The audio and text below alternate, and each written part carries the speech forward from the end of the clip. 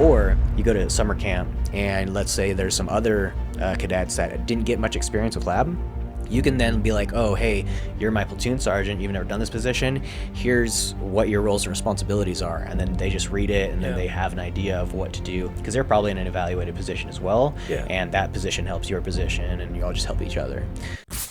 Welcome to the O-Call podcast. My name is Josh. This is Alec. And today we're going to be talking about ROTC and getting the most out of your time there.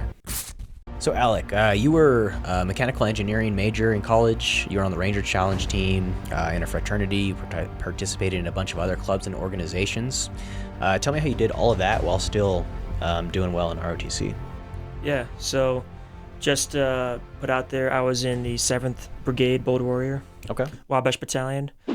We were the main campus for our cohort, or for our RTC program. We had satellite schools. So, but balancing all of that definitely was hard. It takes quite a bit of discipline and takes a lot of time organization. So like just prioritizing the things that matter to you. Yeah. Right. So what are some things that help you be successful? Like, do you have any friend groups, apps, like calendar management, any of that stuff that help you? Yeah, for ROTC and for ROTC specifically, I definitely made good friends with a lot of people. Specifically people in the Ranger Challenge team. That's kind of what got me interested in it. It was like the most athletic, most usually go-getting guys and girls in the program, and so I immediately related to them. But besides that, I would say surrounding yourself with the right people. If you are somebody who's kind of a go-getter and somebody who wants to get a lot out of ROTC, make sure you surround yourself with the people that are also like that, because we're products of our environment, right? And so what other people are doing will brush off on you, and what you're doing will brush off on them, and you kind of feed off that energy. That's creative. Yeah, like when I went through, I had mixed friends. I had people in one class above me and then one class below me. And I still talk to both groups of people to this day, even like almost 4 years later. And yeah, I learned from them, they learned from me, and it was an overall helpful experience. So we're going to pivot a little bit, go to the Mills classes. Do you have anything that helped you out be successful in Mills, or whatever they're calling it these days? Yeah, the military science classes. Correct. Yeah. Honestly, I found them very easy.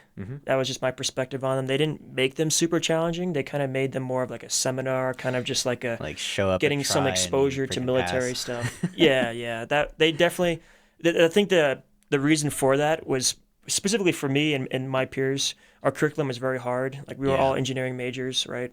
And so they didn't want to tax us with more stressors. That's fair. And like making us do like crazy stupid assignments, like writing long extensive op-words or papers on stuff. We had to write a couple papers on some books that we had to read, but like it was nothing extensive. And most of the stuff we did was in the classroom, like when we were there or at the lab.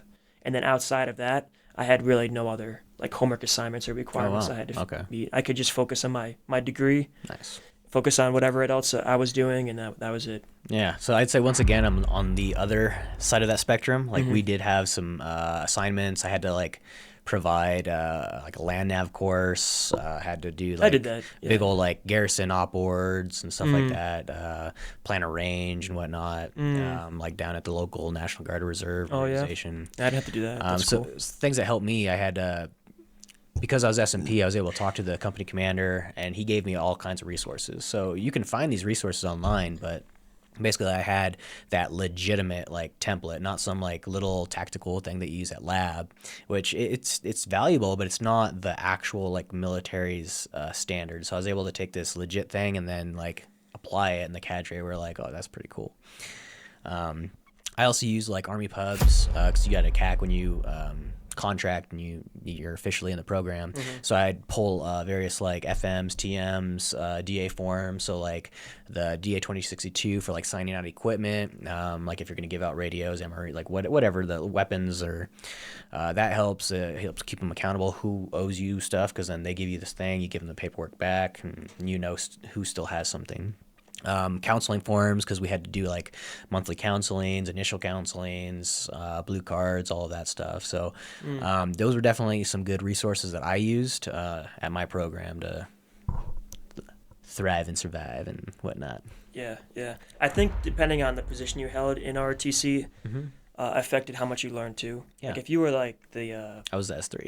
S3 or even the S4 too, the guy who was doing the supply stuff for the program, we got experience with 2062s and what it meant to sign stuff out and deal with property. that's definitely valuable stuff.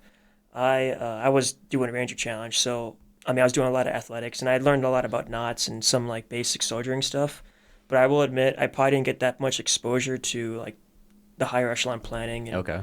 the more officer stuff. Honestly, I was doing a lot of soldier stuff when I was in ROTC, and I think at one point too, like they made me the cadet sergeant major. Oh, I think it was just like a position they just had that needed to be filled, and they knew I was doing Ranger Challenge. They're just like, just make him the sergeant major of the cadet world or whatever. I didn't do anything doing that, so so I think it definitely depends what position, and maybe even if you have choice over it, I would recommend, as long as you don't have too many other responsibilities, like maybe trying to take on like S4, because I think that's probably the best one. And then maybe being the S3 too probably would help out a lot too, because our S3 did quite a bit. He made like the op boards and all that. Yep. So that's definitely valuable officer knowledge. But I had no interest in that stuff in college, I'll be honest. Like they were like, because I was doing well with Ranger Challenge, right? I was just a guy on Ranger Challenge team my junior year, and I was one of the more athletic guys on the team. And the guy who was running it graduated, and so I was like, can I take the team? And Nice. I think I can lead it and Nice. do good stuff with it. And that's basically what I did my senior year, is lead the team and go to the competition. The competition's at Fort Knox for 7th Brigade, where you go and compete against like 40 other schools Oh, wow. across 7th Brigade. I mean, they're all in the 7th Brigade, which is like the Midwest region, basically. Yeah. And it was a lot of fun. We got like top 15. We did pretty good for a small school. All right. Up next, we got labs. So tell me some of the things that you use that help you get through labs. I got a few good ones up next, but go ahead. All right. Yeah, so just to start off, how our labs were kind of formatted. So we would go off to this like landscape that was across from our college. Nice. They called it Holman Farms. So it was owned by Rose Holman, the college that I attended. And it was basically, I think, designated for our ROTC program.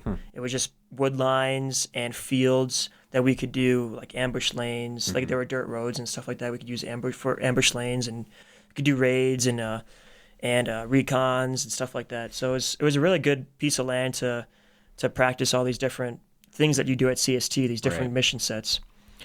So for me, what helped me prepare was definitely having my gear squared away. So showing up with of taps. So we would use the taps, either the taps or we had the flick, which was the vest looking thing. Just having it set up so it works for you. So when you're at your lab, you don't have to meddle around with the gear too much. You can just go right into the mission at hand and help your battle buddies out however you can. So you're not like messing around with that stuff. And then definitely having some leadership products. I will say like MS1 and 2 year, you're not really part of the planning a whole lot. You're kind of just pulling security, doing soldiering stuff, carrying the 240 or 249. I would say getting competent on those weapon systems though, as best as you can, just to mitigate any issues while you're in the field, right? So like making sure you know how to load it, how to clear it, and then we do a lot of weapons cleaning when we go to our major training events over at Camp Atterbury. So just being familiar with how to disassemble and assemble that too, being good with gear familiarization, like knowing how to use a compass, knowing when to use your red lens and stuff like that, like very basic soldiering stuff. Yeah, I'll talk about some of the stuff that helped me out. I have, but that's just for the MS1 and 2 year. I can get into talk about when that. we actually are leaders. If you want me to get into that too. Yeah. So now going into like your MS3 year, now you're going to get more of like a leadership look, because now they're prepping you for CST. And at this point too, you're pretty committed to the program, so they're going to put more time and effort into training and developing you as well. And so at this point, you'll be a PL or a squad leader. And some products that definitely helped me was an opward template, so like something laminated. Like a tactical one. Yeah, something that you could put in like your battle books. I'm not sure if you have one at a studio we could show, but I don't know. Yeah, but the ones that are Velcro or have the zipper where you can open it up and it has like a binder in there. You can put protractors in it, pencils and pens, and it can kind of consolidate all of your leadership tools into one singular thing that you can either molly to your taps or your flick, or you could even carry around with you if you really want to as well. I would recommend probably trying to molly like a good leadership pouch to your taps. Yeah. Maybe something that can sit in the front or to your side that you can access very fast. And try to keep your leadership products small. I would say that like having massive products is not necessarily a good thing unless it's a map. I mean, a nice foldable map would definitely be very helpful. For labs, it's probably not that applicable because the landscape's so small, and you'll get very familiar with the landscape as you do more labs. But I would definitely say like an upward template that's laminated that you can use. I would recommend using markers that you would have to erase with alcohol, and someone comes and like hits it, or if it's raining out, it will stay. The mark will stay unless you apply some like alcohol so residue you use it. the matte markers you can buy online, or like a Sharpie or whatever, and then you just use the hand sanitizer and like a rag or something to erase it. Yep. And definitely having like some kind of terrain model kit is super beneficial. I would have string in it, so different color string for like rivers and roads, and then also just for the boundary of the terrain model. You can always use like the surrounding vegetation to help you build these things too. But I would say definitely having like colored string, maybe having some kind of prop or something to symbolize like vehicles or people, whether that's toy soldiers or like a little matchbox car or something like that can be utilized. And then also I would recommend getting poker die or poker chips. Oh yeah. And then taping pieces of paper to them that have the different symbols that mean things. So like checkpoints or ORPs, different unit symbols that resemble your platoon or your squads or your teams. I would definitely say like having those poker chips with those like pieces of laminated paper on top of them definitely help you like maneuver those things as you're briefing your terrain model kit. That's good advice. Like I've seen people use tiles and then they'll like draw on those tiles, but that can get kind of heavy. So poker chips are probably a lighter alternative. And then also just reference cards. So like a Medevac 9 line, it's super helpful. You'll have to do that as a PSG in your labs. And this applies to CST and then your major FTXs during ROTC. Calling a 9 line is something they evaluate you on, and just to see if you can go through it and have good radio etiquette. So make sure you have that 9 line template. Laminated, I would recommend. So you can write on it and then erase, and it doesn't get ruined in the rain. Write in the Rain makes great products too if you want to have stuff that doesn't get ruined in the rain.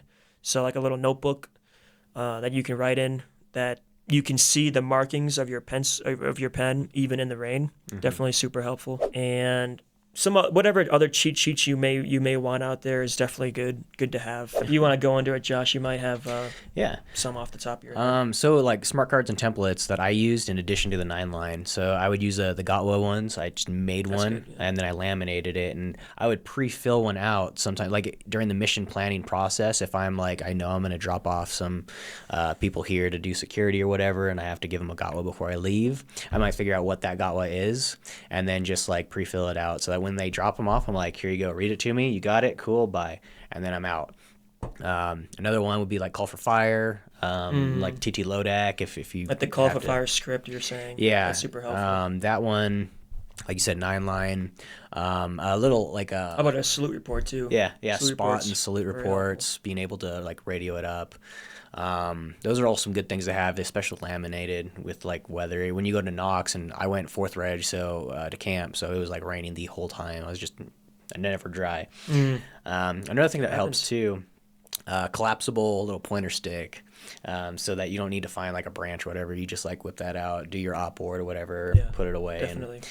And, in addition to the terrain model kit, like you can buy ones on Amazon, or you can like go online and find some downloadable ones, and then you just like load the printer with the applicable color of paper, and then you print it out, cut them out, and then laminate them. So that's another like 2 ways that you can do the TMK. Another thing that I did for labs specifically was I used the CalTopo website, and it's kind of like Google Maps, but there's so much more things you could do with it. So I would go in, I'd be able to measure distances, plot points. When I was planning, like back when I was the S3, I was able to plan like the Op4 side of the mission, so of lab, so like what the MS3s had to fight. I was planning that because I was the S2 at one point as well, on the second semester of MS4 year, and I'd be able to like plot like various points, like where to put the Op4 or like azimuth, distance, direction, all that stuff. And then you could print it. You can make a PDF thing, and then when you print it out, it has the blue lines, and it lines up with a protractor, so it's accurate. So I'd also use that website for planning the LANAV courses that we did, the day and night and whatnot. And then multiple of them too. So like you have different sizes. You could do one in 50,000, one in 25. So it just depends on what you want to do. And that was just a good resource. I'll link that one down below if you guys want to check it out. Definitely having, I would also say a Ranger Handbook out there Yeah. is super helpful, because the CST course is basically designed around the Ranger Handbook. Right. They evaluate you on like your different battle drills straight out of the Ranger Handbook. Yeah. So I would say start getting used to referencing the Ranger Handbook and referencing like the leadership positions and how they define them in the book. Yes. And so then you can then go off of how you lead in those lab Right. environments and at those FTXs, so that you can then be better suited for CST. Yeah, so that's a really good point, and I completely forgot about this. Another resource template thing that I did is I went in there. Our program gave us out like hard copies, and then I went online to Army Pubs and I downloaded like whatever I needed to, got the PDF version. So then I took that PDF version, or I hand typed, or whatever you need to do to get this. But you go to those leadership positions, create like a Word document, and then like you can print them out, laminate them. And one, you have that reference for yourself, like, oh, hey, we got this mission. I'm this position. They're doing security. Let me just like read through squad leader real quick. What do I need to do? Or you go to summer camp, and let's say there's some other cadets that didn't get much experience with lab. You can then be like, oh, hey, you're my platoon sergeant. You've never done this position. Here's what your roles and responsibilities are. And then they just read it, and then they have an idea of what to do, because they're probably in an evaluated position as well. Yeah. And that position helps your position, and you all just help each other. So I highly recommend taking the roles and responsibilities. I'm glad you brought that up. And then like laminating some smart cards out of that. Yeah, and just to elaborate on that too, and to just point this out, you all find this to be true when you get to CST, is that not all ROTC programs are created equal. And some people will show up really not knowing much of anything. Yeah. And if you do show up with like the smart card with the roles and responsibility, along with how the Ranger Handbook defines what an ambush is, defines what a raid is, these different battle drills and movement to contact, there will be opportunities during CST before you go to the field to educate one another. And that goes a long way for yourself too. I mean, the cadre will notice that, and it'll definitely get you some positive points towards your final evaluation. But besides that, you're helping others, and you're making a better, stronger platoon too. So that when you get to the field with these guys that you just met, you'll be more connected, interconnected. There'll be SOPs that are established straight from the Ranger Handbook, and you'll be on the same page far better. Because I don't know if you had this experience, but we had a bunch of people arguing over how to cross a linear danger area. Oh, you always get that. So you have like, hey, this is directly from the freaking... Exactly, that's what I'm saying. You can mitigate issues and friction points and be like, no, let's just follow the Ranger Handbook. That's what we're here to do, because none of us have experience. None of us have done shit. We're all just cadets. So we may as well just follow the doctrine and how it's written out. And then maybe when we're in the field and we're executing, we can make changes as we see fit as we're doing it. But for training purposes, I would say stick to the Ranger Handbook is your best bet. There you go. Yeah. Hey, if you found value in this content, then give this video a like and consider subscribing to the OCall podcast. And then up here, we got a couple videos. If you're interested, you could learn more about the ROTC and how we balanced our cadet life with our school life, as well as a video on CST from a cadre lieutenant's perspective.